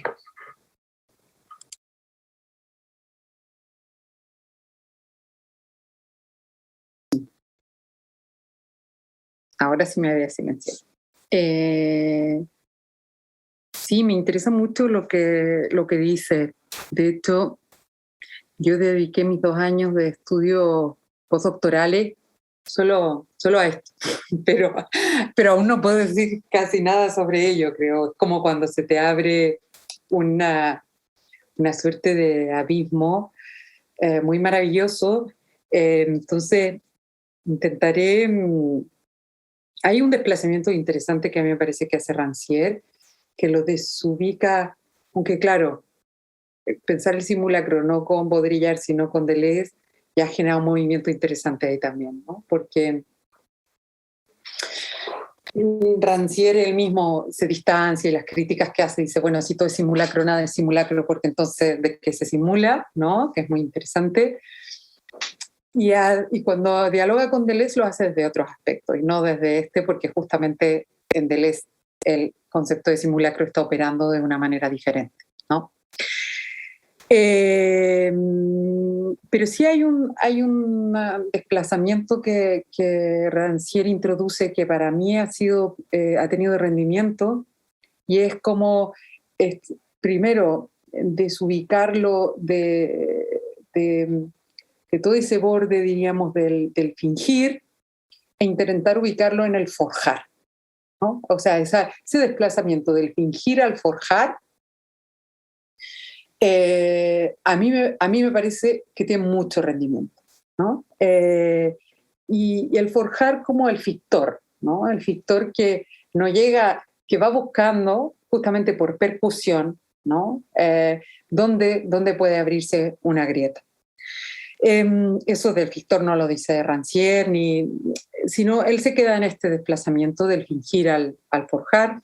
que lo he trabajado en distintos lugares. A mí me parece que es un texto que en principio no aborda directamente la idea de la ficción en sí, pero el texto de Mallarmé, La política de la sirena, ahí tiene un breve apartado que se llama El abanico como el método de la ficción, y para mí ha sido como uno de los textos que me ha abierto otra comprensión de la idea de ficción. El abanico en esa infraestructura del aparecer que se despliega, ¿no? O sea, cómo abre su aparecer y forja un espaciamiento. Hay algo del espaciamiento que sí que comparte con Deleuze, que es importante, pero la idea del método de la ficción operaría a través de un como sí. El como sí de la ficción sería, que esto es muy interesante y que yo alguna vez lo he pensado que claro, la cuestión de la apariencia en Rancière está desde La noche de los proletarios, cuando él dice que la reivindicación de los proletarios, ante todo, es una reivindicación de la capacidad de aparecer, ¿no?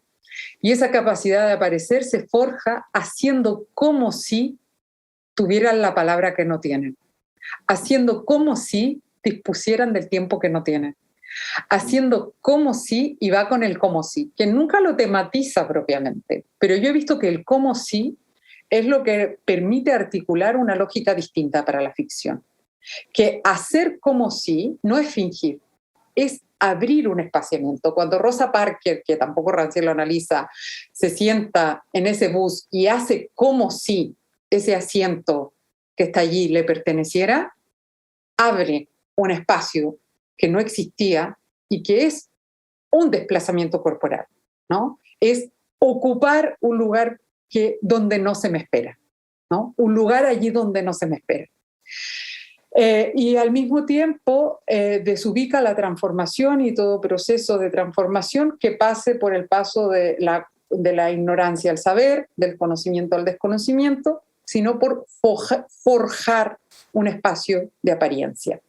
Y ahí a mí me gusta mucho pensarlo con este breve desliz que tiene Aristóteles en el Tratado del Alma, cuando afirma que si bien Aristóteles ya está introduciendo un desplazamiento en relación a la imaginación que había operado Platón, ¿no? Y él dice que la imaginación es fundamentalmente, dice que es imitativa, pero también le reconoce su capacidad inventiva.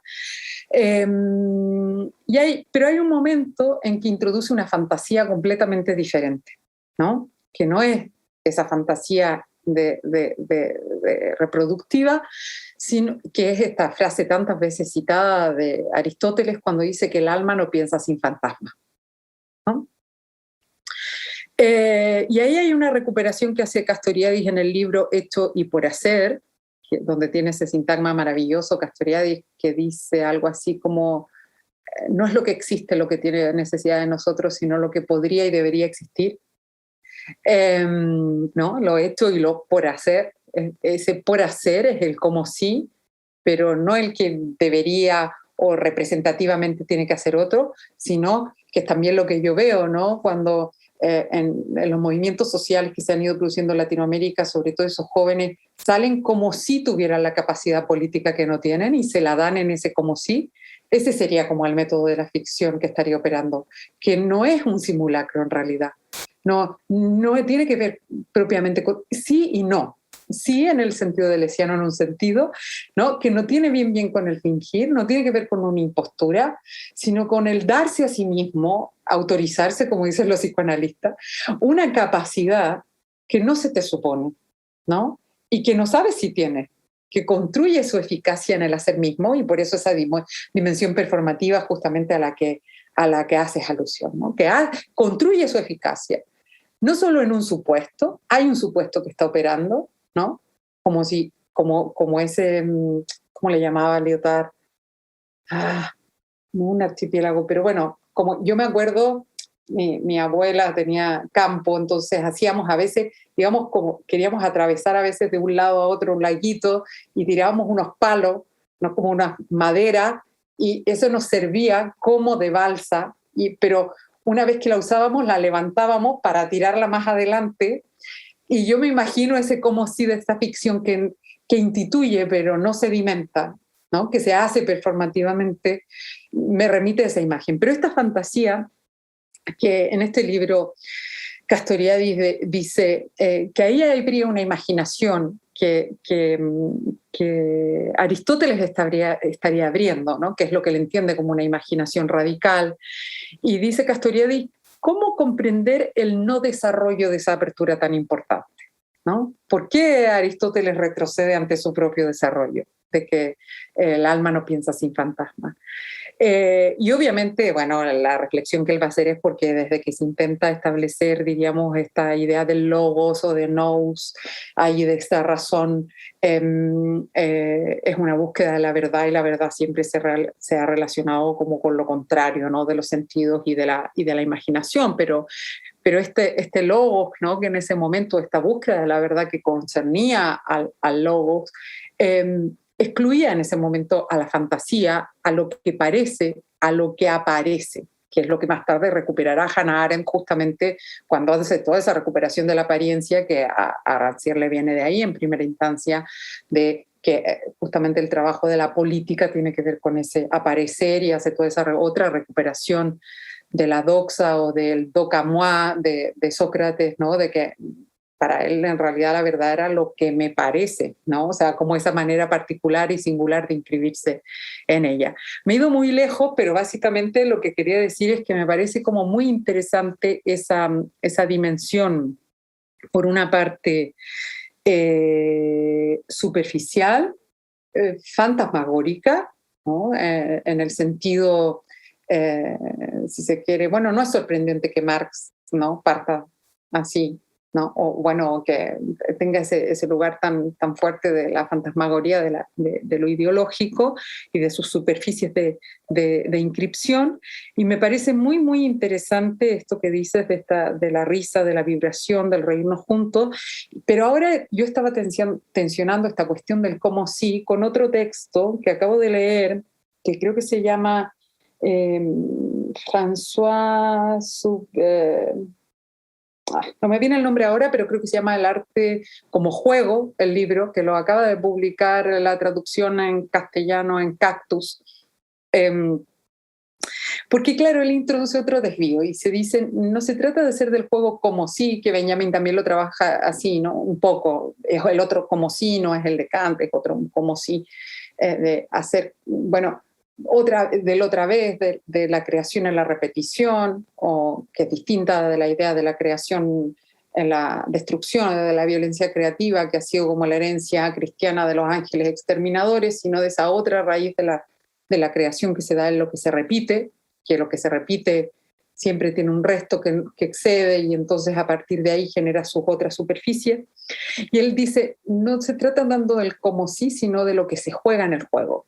Y me pareció interesante este desplazamiento también.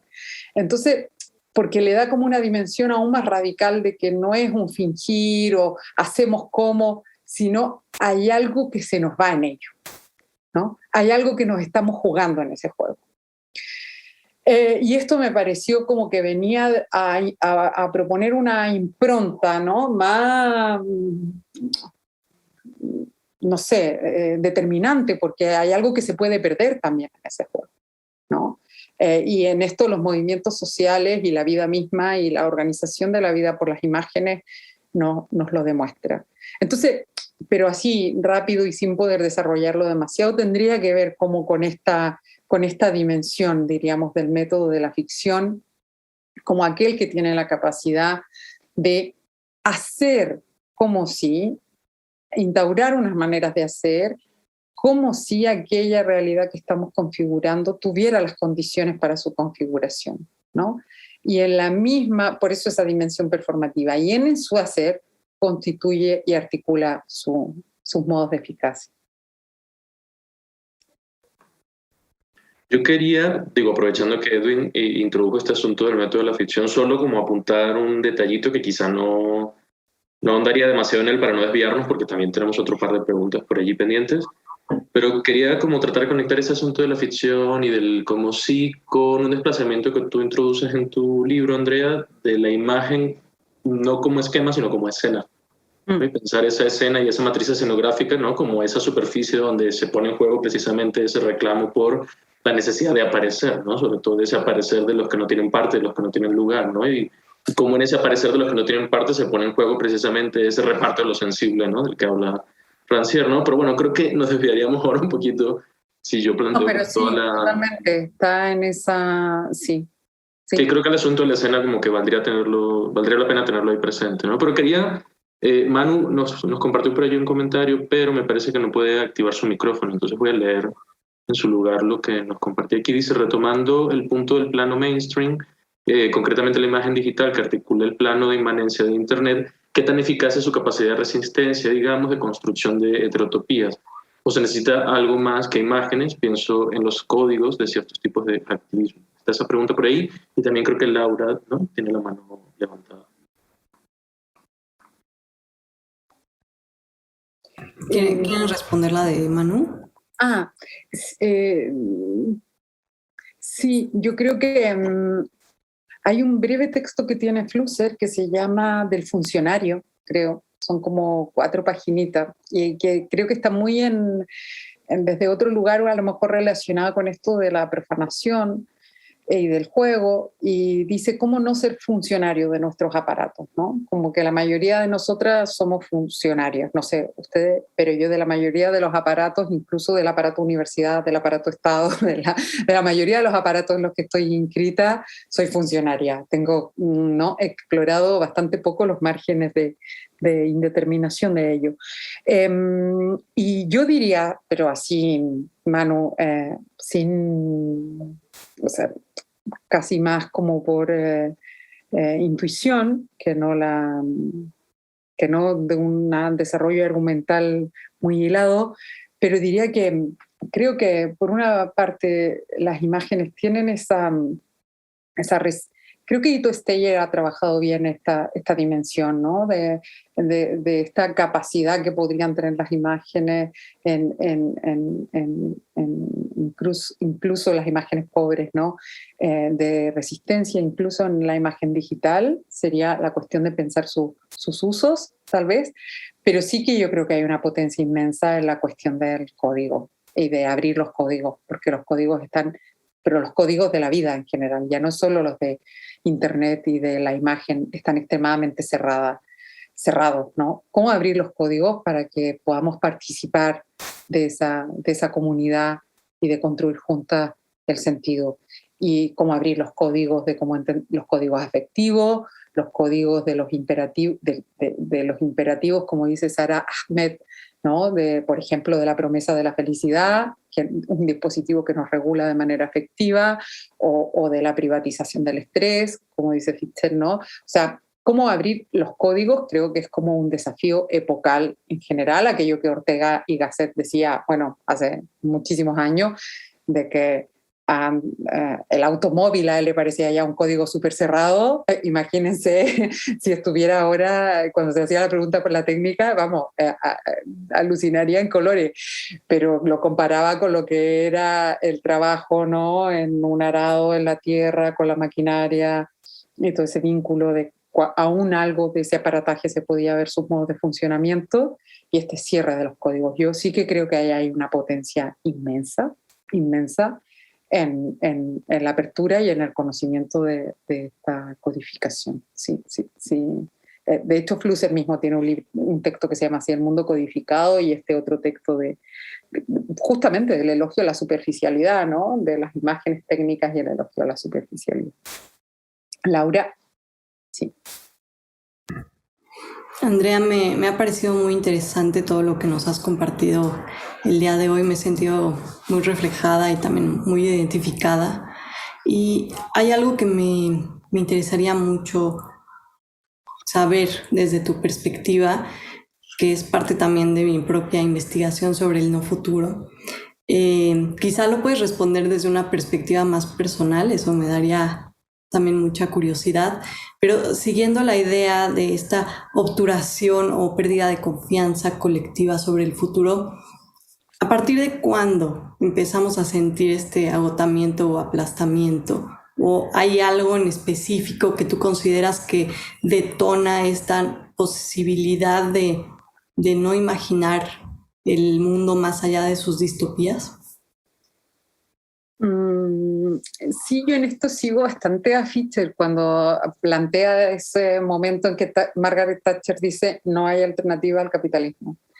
Creo que es como un momento de época muy significativo de qué significa que no haya alternativa al capitalismo, pero sobre todo yo creo que es una sensación que se ha agudizado los últimos 15 años probablemente, ¿no? Ha habido ciertos movimientos, hubo las primaveras de los distintos movimientos de cierta, como oxígeno y de cierta, que hacían prever un cambio, ¿no? Hace 10 años atrás, y luego ha sido como, yo creo que esa aplastante sensación de finitud y de aceleración y también porque hay más divulgación de los procesos irreversibles en los que, de fases que son, hay algunas que todavía son reversibles, muy complejas pero reversibles, pero hay otros procesos que ya son irreversibles, ¿no? De la naturaleza, de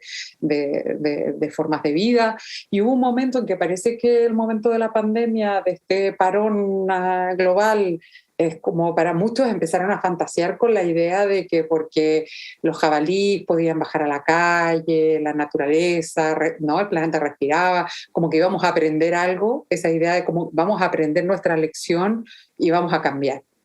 El problema es que no hay cambios sin procesos de transformación, ¿no? Y en esto yo creo que Rita Segato a mí me parece fantástica cuando ha dicho a lo mejor tenemos que dejar nuestras obsesiones con la utopía y necesitamos un pensamiento más tópico y menos utópico. ¿Y qué significaría un pensamiento tópico? Dice, como nos han enseñado las prácticas feministas, un pensamiento a partir de lo que hay, de lo que la gente está haciendo, de cómo la gente se está organizando. O sea, yo creo que necesitamos, hay algo ahí como de ese régimen de creencia que Rancière ha trabajado mucho, de cómo la ficción dominante constituye su política, porque al final las políticas también son ficciones, ¿no? Así como la bolsa, la economía son ficciones. Los modelos políticos son ficciones dominantes que instauran la idea de que no puede ser de otra manera. Pero esa idea que Nietzsche ya decía, que toda realidad es contingente, no quiere decir que toda realidad es relativa y que podamos hacer de la realidad lo que queremos. No, el relativismo no es posible porque la realidad impone sus fuerzas materiales. Lo que quiere decir es que podría ser de otra manera. Y ese podría ser de otra manera es como hay algo y que yo creo que necesitamos recuperar de esa fuerza, de ese aliento, de esa creencia. Que parece que ahora es como, además eso, cuando crees que estás saliendo, el mundo te muestra que puede ser peor, ¿no? O sea, que cuando creíamos que estábamos saliendo de la crisis sanitaria y social devastadora, una guerra que no sé cómo la experimentan ustedes, pero que no sabemos qué dimensiones puede tomar y sin duda no tenemos idea cómo va a transformar nuestro mundo, que tiene que ver con los propios efectos de la globalización, ¿no? Y de qué es lo que está en pugna, qué es lo que se juega. Entonces, pero por otra parte, hay otros movimientos que están pasando también, ¿no? Estos movimientos que están pasando no solo en Latinoamérica, en otros lugares, y ver cómo la vida se está organizando de otras maneras. Hay algo ahí de esa necesidad de cambiar esa especie de inercia, ¿no? de creencia que creo que tiene como unas fechas bastante específicas en realidad y que tiene que ver con mutaciones de los sistemas de producción capitalistas.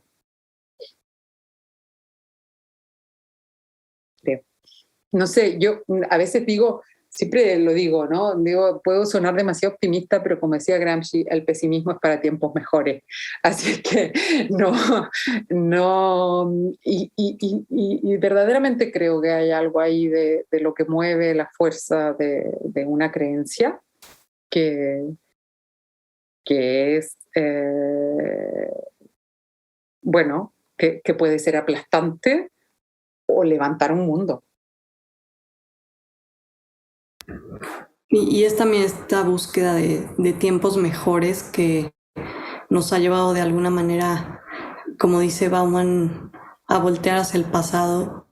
Y claro, de la retrotopía, ¿no? La retrotopía, o sea, que estamos empezando un siglo como un siglo XX primero como una utopía futurista, pero hemos concluido en un siglo XXI sumido en la nostalgia. Sí, claro, el tema es que tan mejor no habría sido ese tiempo que nos dejó este presente, cuando iba todo lo nostálgico, que no, esa idea de que todo tiempo pasado fue mejor. Tan mejor no habrá sido que nos ha dejado este presente. Entonces, creo que lo que es como sí que hay fuerzas latentes del pasado que no encontraron su cumplimiento, ¿no? Que tienen abierta su promesa. Por eso digo, nunca hay esta fuerza inventiva que es ex nihilo, y por eso es tan importante activar nuestra memoria, pero incluso la memoria personal. Es que como hemos delegado la memoria, es muy problemático eso para las imágenes. No sé ustedes, yo no me sé ni un teléfono, ni un número de teléfono, ni siquiera el de mi compañero, que cuando me roban el número de teléfono me quedo. Y creo que recuerdo la fecha de cumpleaños de 5 personas. O sea, esa delegación de funciones cognitivas que son vitales para la imaginación, por eso Husserl también hablaba de tecnoimaginación, que es muy interesante, pero muchas veces estos bichos son como que tienen nuestro inconsciente, ¿no? Es como no solo imágenes, sonidos, gustos.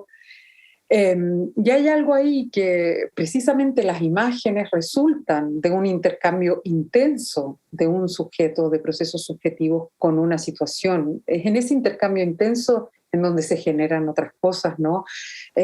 Todo sujeto que ha participado con fuerza en una acción, en una situación, ha dado algo de sí mismo en esa realidad.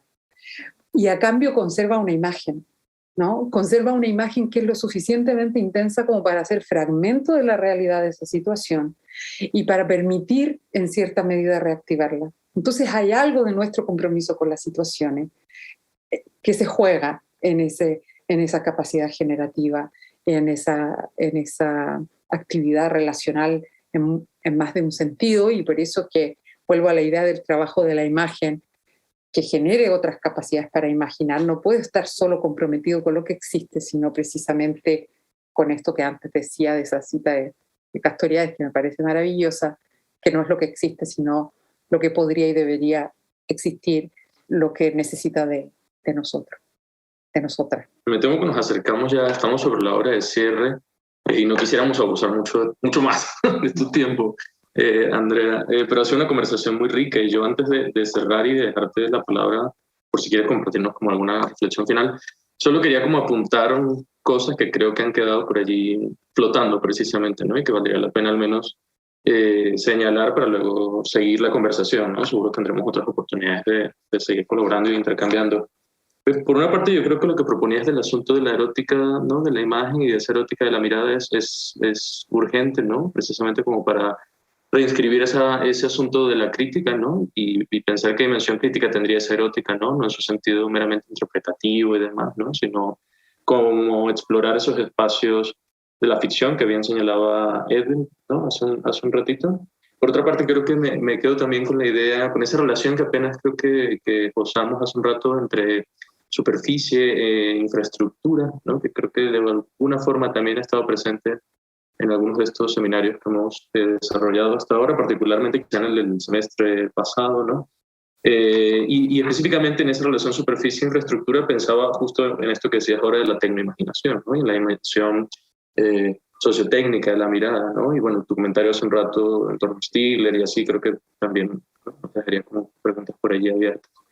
Y por último, bueno, simplemente como insistir en el asunto de cuán importante sería esta perspectiva, ¿no? Que tu trabajo nos ofrece sobre esas simultaneidades de lo visual, ¿no? Como pensar esas imágenes y sus conflictos a la vez que pensamos, ¿no? Como sus excesos y sus faltas, ¿no?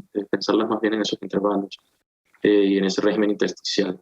Yo, bueno, no puedo más que simplemente, ¿no? Lanzar algunas ideas, ¿no? Allí como apuntes para ir cerrando, y de nuevo agradecerte, Andrea, porque creo que la conversación ha sido muy interesante. Sin duda podríamos estar horas aquí, ¿no? Como insistiendo en muchos temas, pero bueno, para nosotros ha sido muy útil para perfilar, ¿no? Algunas de las discusiones de los seminarios, y por eso te agradecemos, ¿no?